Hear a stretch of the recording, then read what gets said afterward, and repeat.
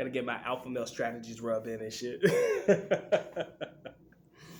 There's a common saying, ladies and gentlemen, that men who travel for the Punan, they're weak. Men who travel for sex can't get women in the US. That's why nobody wants them and things like that. Men who travel for the Punan, it's absolutely ridiculous, right? You've heard it. You've heard people have very naysayer things about the ideology behind it. But there's always another way of looking, or there's always a second side to the coin, two sides to the coin, right? In a video that I put out the other day about my man who was completely just fed up with dealing with women in the West, right? He said something that I found to be super profound, mentioned it in the video, but now I'm going to deep dive on it today. He said, I would rather just, and this is not verbatim, but basically, I would rather just wait to go abroad to get laid rather than dealing with women in the United States. Marinate on that one for a second. I would rather wait till I am abroad or in the country that I want to be in to engage in intimacy and sexual activities with the women that I want to, rather than suffering and dealing with that in the Western world, or more specifically in the United States. There are a lot of guys who subscribe to that ideology, right? Past experiences dictate future whatever, you know the saying, right? But it's so fucking true. It's so true. There are a lot of guys, myself included at a particular point in time, who practice abstinence and celibacy while in the United States.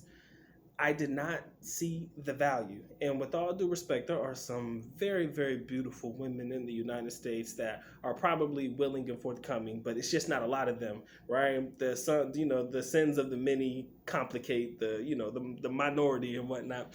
But there are so many guys who subscribe to the ideology about being abstinent and, with understanding that it's just not worth it to deal with women in the West, that they are celibate for the time that they are here. They just don't want to engage in any intimacy or sexual activity with any woman in the Western world. So if you think of it from that perspective, because the good doc is very, very, very intrigued by this particular methodology and the way that I think, and I think that a lot of gentlemen think this way. If you are willing to forego all of your natural human instinct, male urges, whatever you want to call it, to hold that off until you got your opportunity to travel again, how does that make you a bad guy? Or how does that make you weak in any way, shape, or form? How does that make you weak? Right? How does it make you weak to practice abstinence and celibacy? You have athletes, right? I want to throw this in there because I think these examples are pertinent. You have athletes who opt to not participate in set activities throughout the season whenever they're working, doing their thing. I think Cam Newton was one person who talked about this, but, no fapping, they ain't getting off, none of that stuff for the entire duration of the season, because they believe that it helps with performance, right?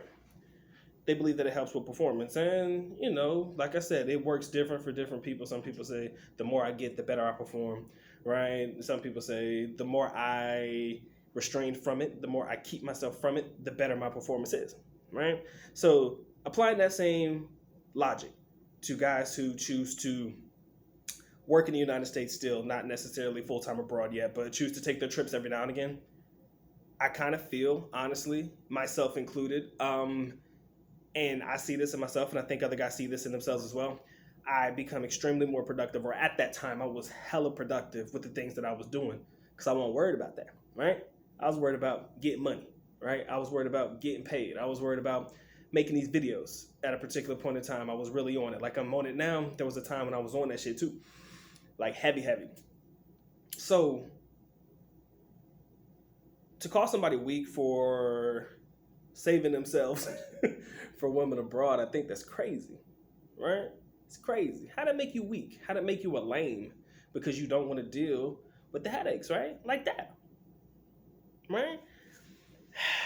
I guess I would rather be called every name in the book that anybody would have to call me for participating in the set activities and or foregoing certain urges and stuff while I'm here in the States. I'd rather be called every name in the book than risk sacrificing everything that I worked for or risk sacrificing my sanity, right? Man, I mean, shit, everybody want to get their dick wet. I'm a grown ass man. I think we can all admit to that. But a real man picks his battles. A real man picks and chooses how he goes about participating in said activities. A real man thinks with the big head, not the, well, whichever head is biggest. My bad. But y'all get it, right? You think with the right mind, not your little mind or whatever.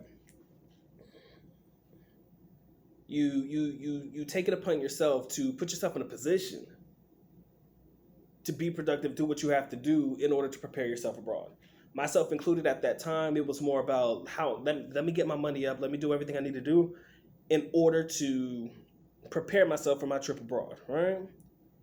I will forego all my urges over here. That was a commitment that I made to myself, right? Forgo all urges over here, put it to the side, focus on what I need to do, count down my trips, get excited like I'm supposed to, save all my energy for abroad, right? And I think a lot of guys do that nowadays.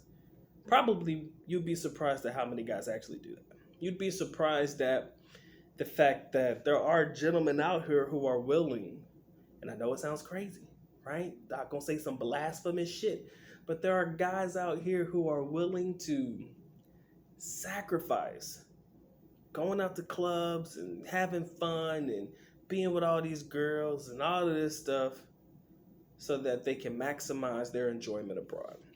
Right? You can maximize the enjoyment by making sacrifices, right? It definitely makes it worth it. You put in the work to do what you have to do. Whenever you actually get to that goal, whatever that goal is, makes it worth it. How does that make you weak? How does that make you a weak man? How does that make you a lame dude? Because I'm not doing what you're doing.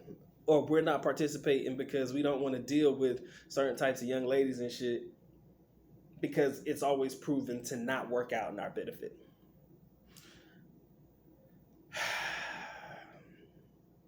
There was a statistic, and it's a far-fetched, exaggerated statistic. We all know this. But there is this talking point that men think about sex, every 7 seconds, I believe it is. They say men think about sex every 7 seconds. I do believe that is grossly exaggerated. But if you think about the entire population of men on Earth,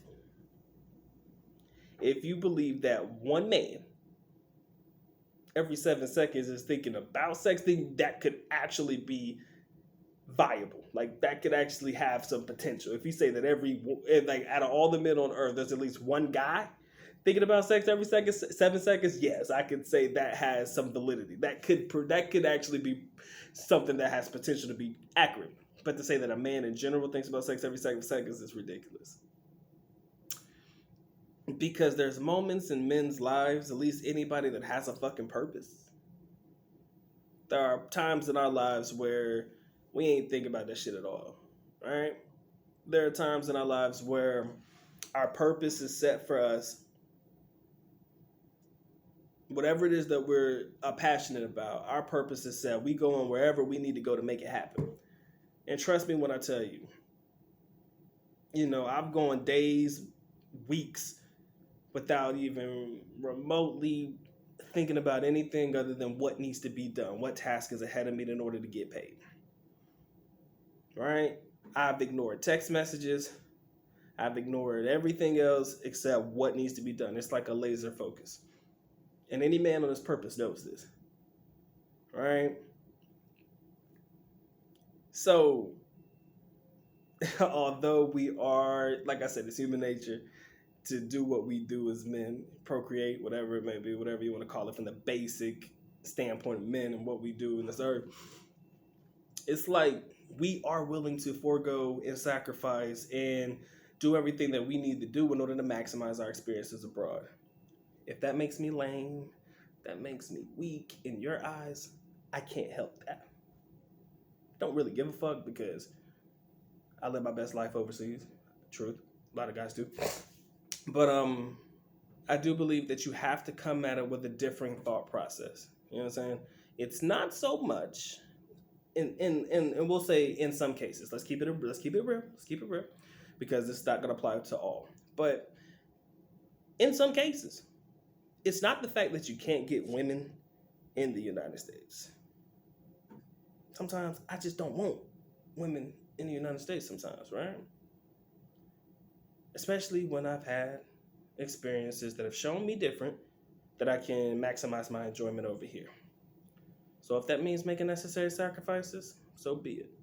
If I'm a lame, cool. If I'm weak, cool. I don't know, they call it incels. They say all kinds of shit about guys who travel for the Punan. But that's just one way of looking at it. That's my way of looking at it. I don't know how everybody else do it, but that's just a good Doc's way.